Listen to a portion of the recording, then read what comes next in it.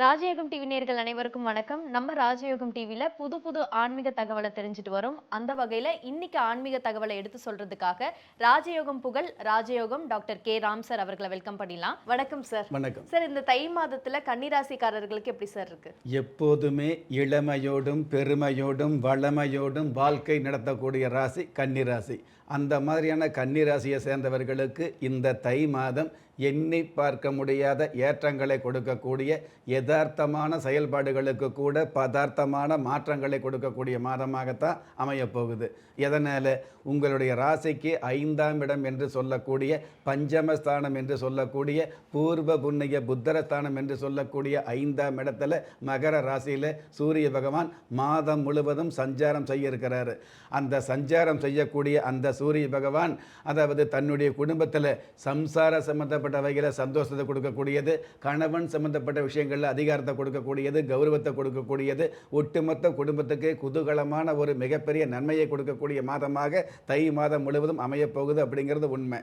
இப்படிப்பட்ட பஞ்சமஸ்தானத்தில் சூரிய பகவான் சஞ்சாரம் செய்கிறார். அப்படிங்கிறதுக்கு மேலே உங்களுடைய ராசிக்கு குடும்பாதிபதியாக இருக்கக்கூடிய சுக்கிர பகவானும் பஞ்சமஸ்தானத்தில் இருக்கிறதுனால குடும்பத்தில் தேவையான தேவைகள் கிடைக்குது. அப்படிங்கிறத விட தேவைக்கு மேலே நல்ல நல்ல நன்மைகள் கிடைக்கக்கூடிய இந்த வருமானம் இருக்கு இல்லையா, தன்னுடைய வாழ்க்கையில் வருமானம் வருமானு எதிர்பார்த்து ஏங்கின நிறைய பேருக்கு அந்த வருமானம் தினம் தினம் கிடைக்கக்கூடிய வருமானம் அப்படிங்கிறது, அதாவது உங்களுடைய மனம் எதிர்பார்த்த பணம் அப்படிங்கிறது தினம் தினம் கிடைக்கக்கூடிய மாதமாக கன்னி ராசிக்கு தை மாதம் அமைய போகுது. இன்னும் சில பேருக்கு உங்களுடைய ஜனனகால ஜாதகம் சராசரியாக இருந்தது அப்படின்னா, அல்லது ஜனனகால ஜாதகம் உங்களுக்கு சாதகமாக இருந்தது அப்படின்னா, தினம் தினம் பணம் அப்படிங்கிறது மணிக்கு மணி பணம் கிடைக்கக்கூடிய அல்லது நிமிஷத்துக்கு நிமிஷம் பணம் கிடைக்கக்கூடிய மாதமாக தை மாதம் மாறி வரும் அப்படிங்கிறது உண்மையாக இருந்துகிட்டு இருக்குது. 10ஆம் இடத்துல குரு பகவான் இருக்கிறதுனால பொதுவாகவே உத்தியோகத்தில் நிறைய பேர் பார்த்திங்கன்னா உத்தியோகத்தில் கால நேரம் பார்க்காம வேலை செய்வாங்க. இடைவெளியான நேரத்தில் ஓய்வு நேரத்தில் கூட உத்தியோகம் பார்க்கக்கூடிய அமைப்பு நிறைய பேர் கண்டுகிட்டு இருக்கோம்.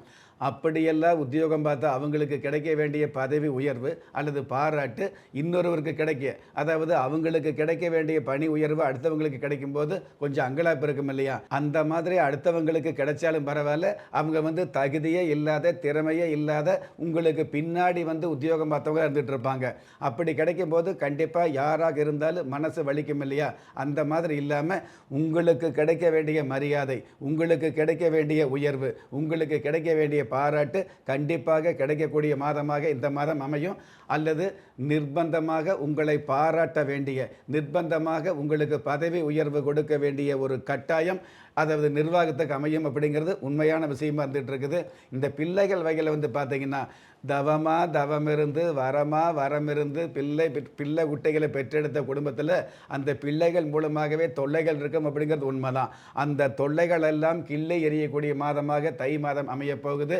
மற்றவங்க பாராட்டப்படக்கூடிய அளவுக்கு பெற்றவர்களுக்கு மன ஆறுதல் கொடுக்கக்கூடிய பிள்ளைகளாக, பெற்றவர்களுக்கு பண வரவுகள் கொடுக்கக்கூடிய பிள்ளைகளாக, பெற்றவங்களை பற்றி மற்றவங்க கிட்ட பெருமையாக பேசப்படக்கூடிய பிள்ளைகளாக அருமையான மாதமாக தை மாதம் அமையும். Super sir. இந்த கன்னிராசிக்காரர்களுக்கு நல்ல விஷயங்களை நீங்க சொல்லியிருந்தாலும் கூட குலதெய்வ விருட்சம் என்ன மாதிரியாக நன்மை பயக்கக்கூடியவையா இருக்கு? இந்த மாதிரியான நன்மையான மாதமாக தை மாதம் இருந்துகிட்டு இருந்தால் கூட உங்களுடைய ஜென்ம ராசிக்கு விரயஸ்தானத்தில் கேது பகவான் இருக்கிறதுனால 24 மணி நேரமும் தெளிவாக இருக்கக்கூடிய நீங்கள் ஏதோ ஒரு நிமிஷத்தில் ஏமாறக்கூடிய ஒரு சூழல் இருக்கும் அப்படிங்கிறது மறுக்க முடியாது. அந்த மாதிரியான நேரங்களில் உங்களை மறுப்பதற்கு இல்லாமல் காப்பாற்றக்கூடிய சக்தி ஆன்மீகத்துக்கு மட்டுமே நித்தமும் இருக்குது அப்படிங்கிறது உண்மை. அந்த மாதிரியான ஆன்மீக சம்பந்தப்பட்ட விஷயங்களில் அனைத்து தெய்வங்களுடைய மூல மந்திரங்களோடு பூஜிக்கப்பட்ட நீங்கள் நினைத்த காரியத்தில் ஜெயித்து அல்லது ஜொலித்து காட்டக்கூடிய வல்லமையை கொடுக்கக்கூடிய இந்த குலதெய்வ விருட்சம் அப்படிங்கிறது மிகப்பெரிய வல்லமை மட்டுமல்ல, வருமானங்களை கொடுக்கக்கூடிய அம்சமாக இருந்துகிட்டு இருக்கும். அப்படிப்பட்ட குலதெய்வம் உங்களுடைய வீட்டில் இருந்து அந்த குலதெய்வ சம்பந்தப்பட்ட விருட்சத்திற்கு 7 நாட்களுக்கு ஒரு முறை அல்லது 27 நாட்களுக்கு ஒரு முறை கற்பூரம் காட்டினீங்க அப்படின்னா உங்களுடைய வாழ்க்கையில் உயரங்கள் உச்சங்களை சந்திக்கக்கூடிய, சிகரங்களை சந்திக்கக்கூடிய, துயரமில்லாத வாழ்க்கையை வாழக்கூடிய, துன்பமில்லாத வாழ்க்கையை வாழக்கூடிய ஒரு அம்சத்தை நிச்சயமாக கொடுக்கும் அப்படிங்கிறது ஆன்மீக ரீதியான உண்மையாக இருந்துகிட்டு இருக்குது.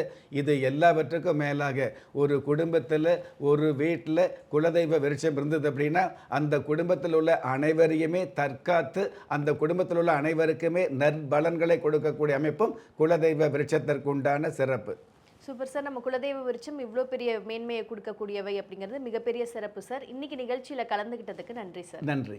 நம்ம ராஜயோகம் டிவியில் புத்தம் புதிய ஆன்மீக தகவல், தினப்பலன், மாத பலன், உங்களுக்கான அதிர்ஷ்ட எண்கள், உங்களுக்கான அதிர்ஷ்ட நிறம், உங்களுக்கான அதிர்ஷ்ட எழுத்துக்கள், இது எல்லாத்துக்கும் மேலே நீங்கள் வழிபட வேண்டிய தெய்வம் போன்ற விஷயங்களை உடனுக்குடன் நீங்கள் தெரிஞ்சுக்கணும்னு ஆசைப்பட்டீங்கன்னா நம்ம ராஜயோகம் டிவியை லைக் பண்ணுங்க, ஷேர் பண்ணுங்க, சப்ஸ்கிரைப் பண்ணிருங்க. கண்டிப்பாக அந்த பெல் பட்டனை ப்ரெஸ் பண்ண மறந்துடாதீங்க. வணக்கம். திறமை இருந்தும் வறுமையில் வாடுகிறீர்களா? விதியை நொந்து விரக்தியில் இருக்கிறீர்களா? முயற்சிகள் செய்தும் முன்னேற்றம் கிடைக்கவில்லையா? களஸ்திரம் அமையாமல் கவலைப்படுகிறீர்களா? தாய்மையடையாமல் தவித்து நிற்கிறீர்களா? நவரத்தினம் போட்டும் நன்மைகள் கிடைக்கவில்லையா? பெயர் மாற்றம் செய்தும் பிரயோஜனம் இல்லையா? எந்திரத்தை நம்பி மந்திரத்தை சொல்லியும் மாற்றம் கிடைக்கவில்லையா? எண்கணிதத்தை நம்பி எழுத்தை மாற்றியும் ஏற்றம் கிடைக்கவில்லையா? வாஸ்துவை நம்பி வாசலை மாற்றியும் வளம் காணவில்லையா? ஹோமத்தை வளர்த்து யாகத்தை செய்தும் யோகத்தை காணவில்லையா? திரும்பிய பக்கமெல்லாம் திண்டாட்டங்களையே சந்தித்த உங்களை யார் கைவிட்டாலும் ஆன்மீகம் கைவிடாது. ஆம், அண்ட நிழலுமில்லை, ஆதரிக்க யாரும் இல்லாதவர்களை குலதெய்வம் கைவிடுவதில்லை. கிள்ளிக் கிடைக்கக்கூடிய யோகங்களை அள்ளிக் கொடுக்கக்கூடிய ஆன்மீக அற்புதம் குலதெய்வ விருட்சம். திக்கற்ற யாவரும் ஒப்பற்ற பயன்பெற வாங்கி பயனடைவீர்.